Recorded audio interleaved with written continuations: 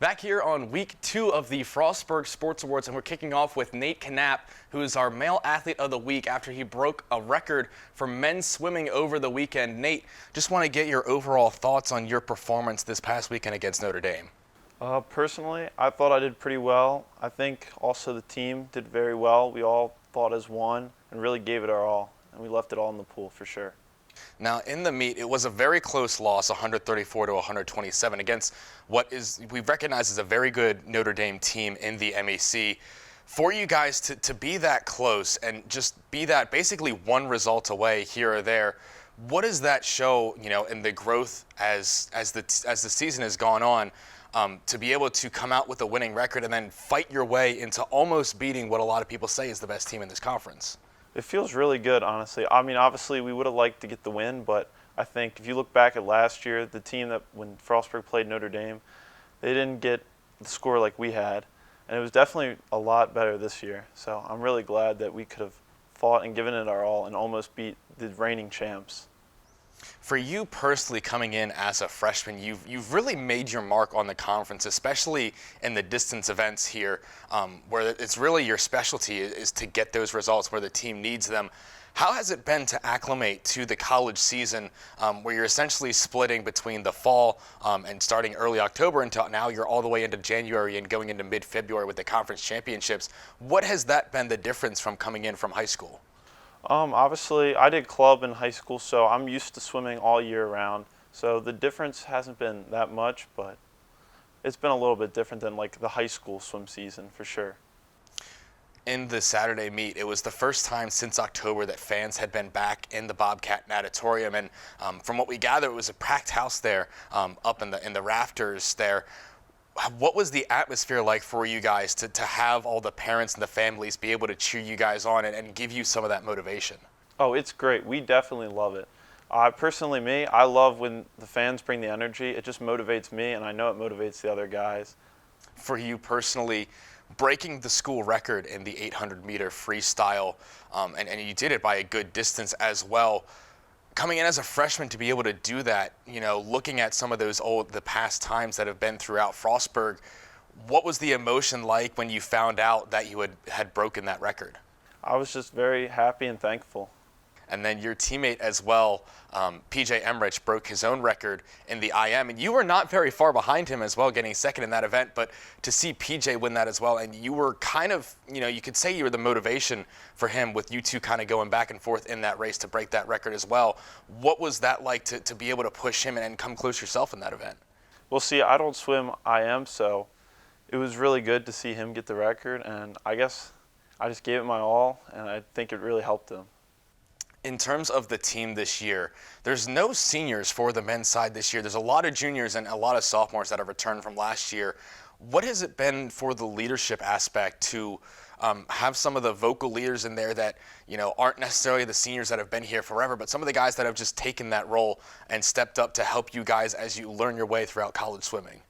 They've done a really good job of stepping up. Like PJ, he's a sophomore, and he's one of our captains. He's led this team. He's done a really good job leading this team the whole year. Looking ahead to the conference meet in mid-February, you guys have a couple of weeks to prepare for that. How are you looking at it going into it, where obviously, you know your specializations and the events that you're going to excel in, but in terms of the team aspect and everyone getting ready for it, obviously there's a lot of motivation, there's a lot of hype going into it. What's your preparation going to be like going into what's going to be the biggest meet of the year? Well, we're definitely going to start tapering a little bit, and we're going to really focus on it, look back at our times throughout the season, look at our splits, and just know what we're going to do, what we can do at that meet. In terms of looking at that meet from an individual versus a team perspective, obviously it's a little bit different than just your natural competitions where you're one-on-one, where you're competing against everyone from the MEC and an entire another conference. But for you individually as well, to be able to motivate yourself and try to get those individual results, what's the balance like between those two where you want to help the team, but you've also sort of got to look out for yourself in times? I think the balance is pretty even, honestly, because I think if we give it our all and do our best time, it's going to help the team because we're going to score points. All right, Nate, well, thank you for coming on today to come and talk to us. Obviously, you've got classes and practice schedule now coming up, but we really appreciate you being here, and congratulations once again on your individual victories and breaking the school record on Saturday. Thank you. Thank you for having me as well. All right, well, stay tuned. Next up, we'll have Jeff Splinter from tennis. He'll give us a season preview as our Coach of the Week. So as always, go Bobcats. All right, continuing the Frostburg Sports Awards, we have our Coach of the Week, Jeff Splinter. He's going to give us a season preview of this team. Coach, you guys played in the fall for a little bit there, and now coming into the essentially end of winter and spring season. What are your overall thoughts and feelings on the team so far?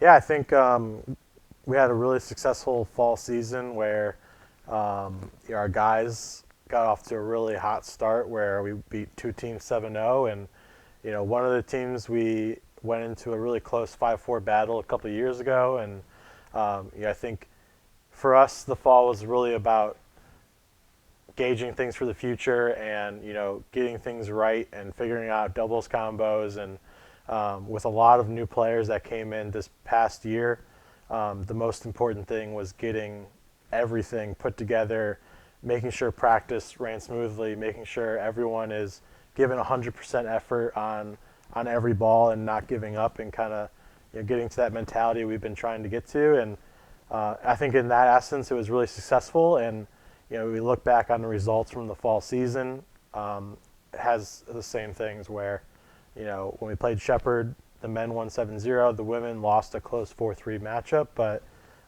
the ones we did win were very close, and the ones we weren't very close, and the ones we lost were very close. So we're just getting a hold of competing and getting back to that level, and really looking forward to seeing what we can do come the spring now.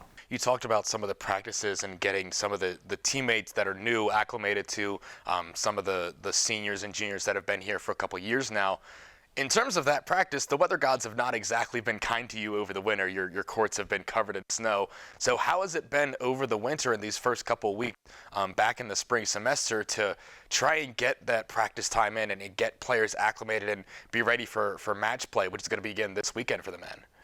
Yeah, I think either way, the best thing is our players have been hitting over all of break at their home courts or wherever they hit in the off season. So we really haven't lost a lot of time, and we've had now a full week of practice in our indoor gym here, and we've been getting every rep matters. So really just focusing on the consistency piece and focusing on what we can control, which is our footwork, kind of our closing at the net, and just the little things. We don't necessarily get the best bounce, so it's focusing on the things without the bounce. So two of the players that really came to the forefront in the fall were Origin Greer, who a lot of the conference knows from last year as a freshman.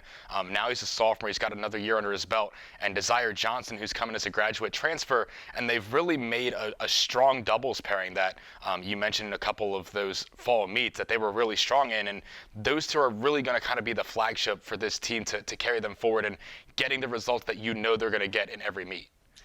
Yeah, I think that's just it. On a match-by-match basis is, they're going to bring a high level every match. And with both of them, with Desire being a grad student and having a lot of college match experience, he brings a lot of calmness to the court alongside Origin, who, is a really big hitter. He has a really big game. So, having that person alongside him that can kind of guide him through, a long season, a full season, where Origin's season got cut short a little bit through injury last year. So really excited to have Desire there as someone who's been mentoring this entire team.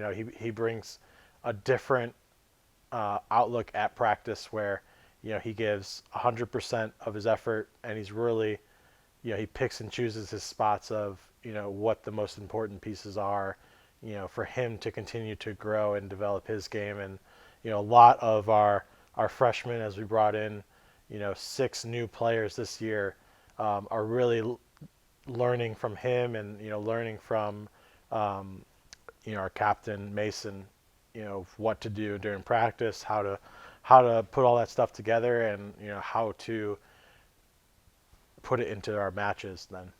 You talked about all the new guys that are coming in, and really speaks to the depth of this program at this point, where you mentioned getting the big results in the fall, and the depth is a big reason for that, between the transfers and the freshmen, and bringing back some guys like Mason and Ethan Von Hagel to bring a little bit of that leadership. And we talked a lot last year about how Hordebe is kind of the heartbeat, the Energizer Bunny of the team. He keeps everyone going, but now there's guys behind him that also, Caleb Beidel and Eli Best and Del Carden, that can provide that depth and give you guys strong doubles pairings, and then also being able to kind of work around based on the matchups and the 3, 4, 5, 6 spots in the singles as well. Yeah, absolutely. It's a problem we haven't had, and it's a great problem to have. I think right now we have 7 or 8 very consistent starters on any given day, and it's going to be a constant battle every match of, if you want to compete in the starting lineup, you're going to have to bring your best every match. And we've never had that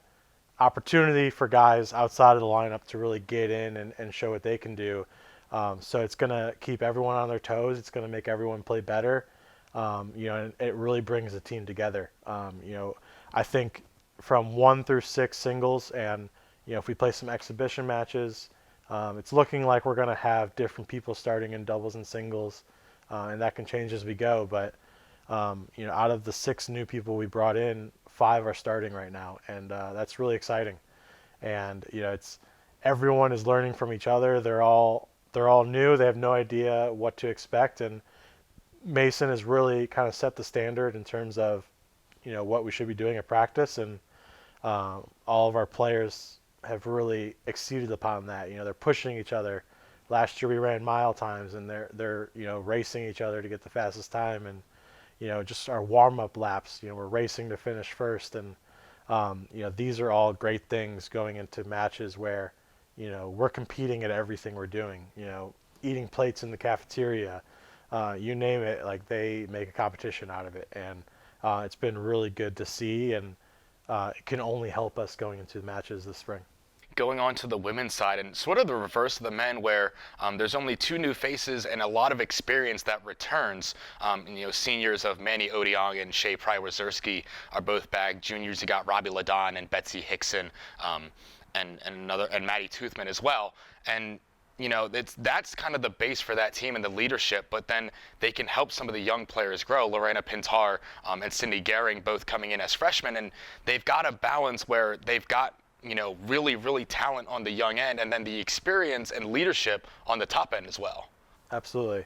Yeah, for our women, I think bringing back all of our starters from last year and then adding Sydney and Lorena to that mix, Lorena's going to be playing 1 singles, and it pretty much makes us have 6 new players where, Manny's going to be playing number 2, and, everyone's dropping down a spot, and that's very exciting, for the team, for the depth of the team. I think having that piece at 1 singles and competing against some of the best players in the conference, it's really going to have an impact. And all of our returning players have had a great impact on Sydney and on Lorena, where they really set the standard every day. They do a great job making sure they're always together. They're coming to practice from the locker room. Everyone's always on time. It's a great kind of mix that they have going for each other, and they're very close. So hopefully we get in those tight matches where it kind of matters, and the relationships that they've built over the past semester is really going to pay a lot of dividends going into those close doubles matchups, or a tight singles matchup where you're feeling a lot of pressure, and you have 10 women right behind you, and the guys too, but 10 women right behind you that are cheering as loud as they possibly can and are in your corner. You talked about the togetherness of this team and the bonding that they've done, and we spoke about it a little bit last year, where you have some team events to get everyone together. Your Winwood Wednesdays, where everyone wears whites and you play little matches here and there, pretend like it's on the grass, and events like that really go to, you look at it from the outside, and it's, yes, you have teams in the doubles, but tennis is viewed as mostly as an individual sport, but especially in college, you really need that team around you to be able to have fun and succeed in a lot of ways. Yeah, I think it's having that camaraderie. It's having tennis is such a difficult game, where if you look at it as an individual sport, it's very lonely.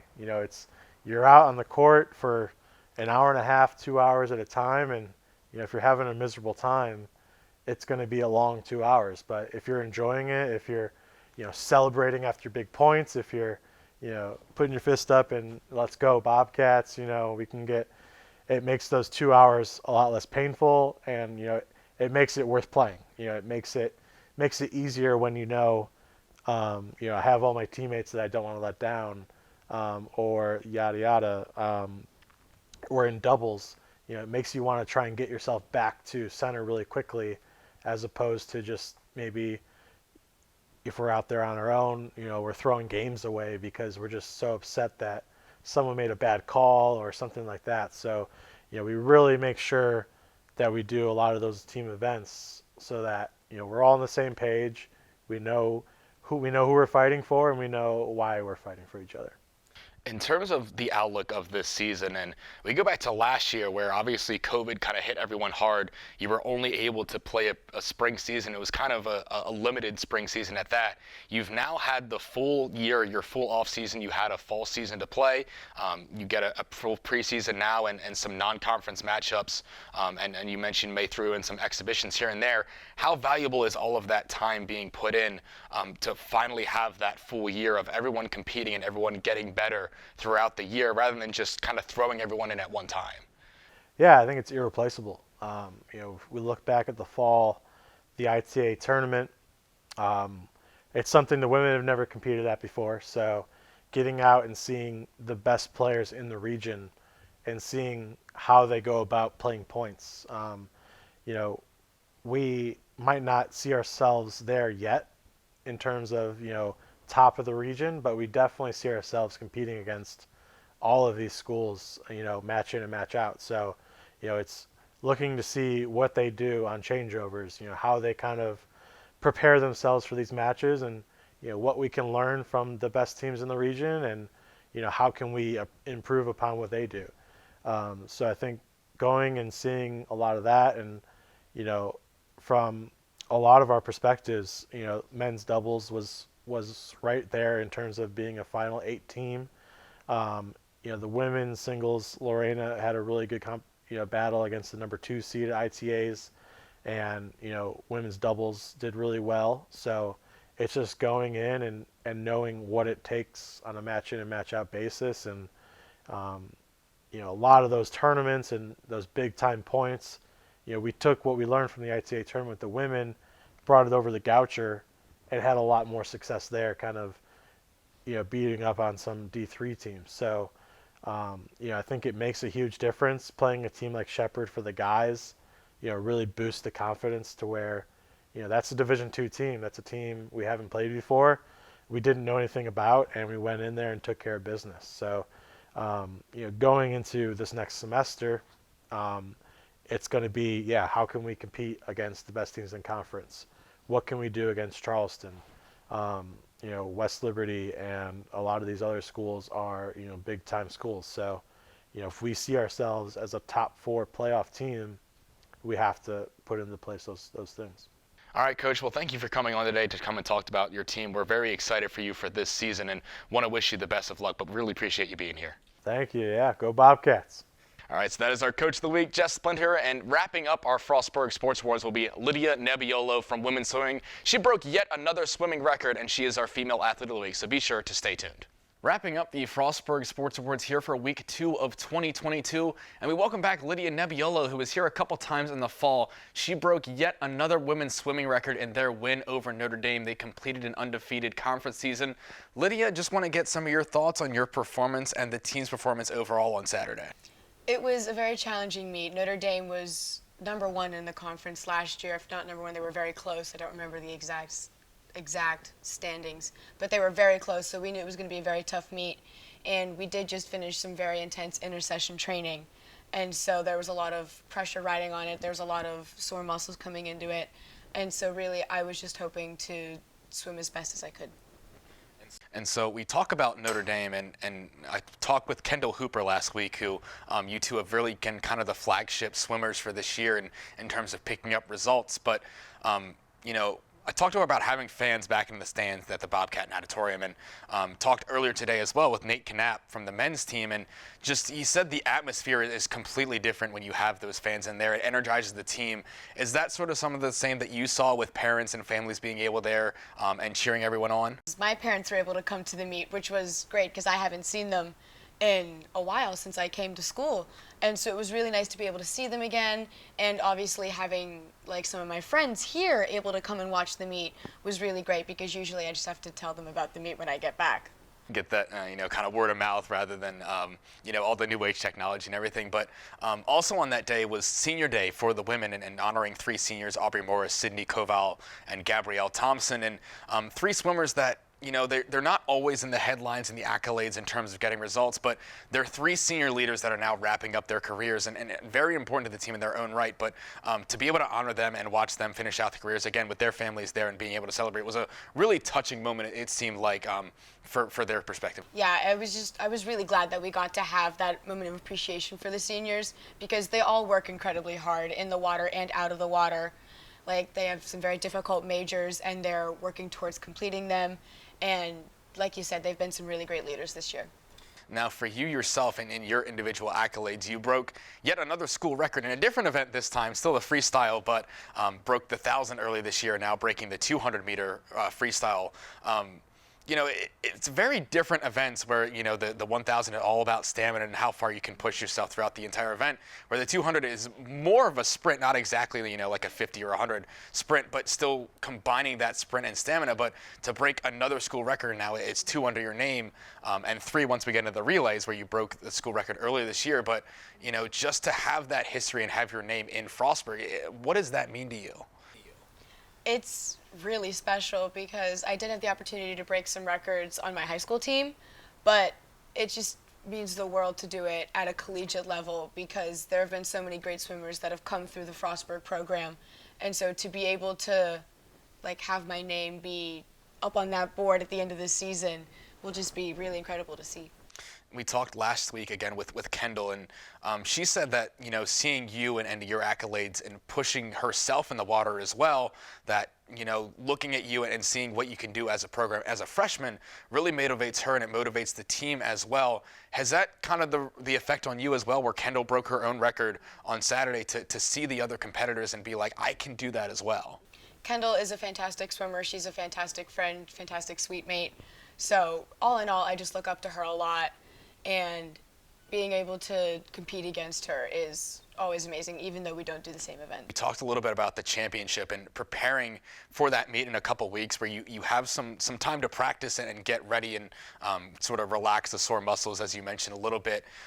Looking at that meet in terms of the season overall, are you looking at, some of the other schools' times and where you're going to finish and where you think, or is it, just focusing on yourself, or maybe a balance of the two? It's definitely a balance of the two. I've definitely caught myself looking at other schools' times, other conference times, just to see where I would place.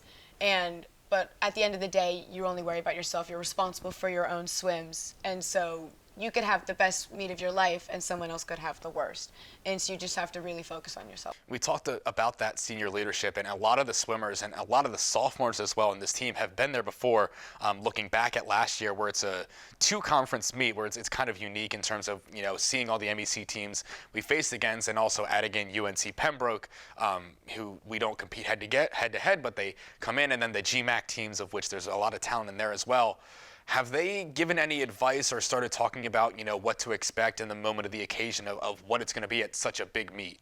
It's definitely a lot of pressure, obviously, to championship meet, but the sophomores and all of the upperclassmen have really been such a huge help because they let me know that the tapering that we do really does work, and we often perform very well in champs, so that kind of eases my nerves a little bit because I, of course, want to perform well. In terms of you just individually and looking at the relays as well, it's a lot of preparation and thinking in terms of, head coach Andrew, what he's thinking about for who's going to perform best and what can get the best team scores. But for the preparation of it, you're not always entirely sure, things could change during the meet of the 4 days of you could be swimming in a different event than what you initially expected. But to have that in your brain, what's sort of the thinking going in terms of your preparation of being available where you're needed at any point? I'm a distance swimmer. I do a lot of freestyle, so that's what I'm expecting to swim, and I would hope to be put in a few relays, but they are merit-based, so based on who he thinks deserves to be in the relays. So I'm just going to work as hard as I can and go where he thinks I can best help the team and how I know I can best help the team. All right, Lydia, well, thank you for coming on today. Obviously, you've got classes and the practice schedule and preparing for a huge meet on the year, but we really appreciate you being here and want to wish you certainly the best of luck in that conference championship meet. Thank you very much.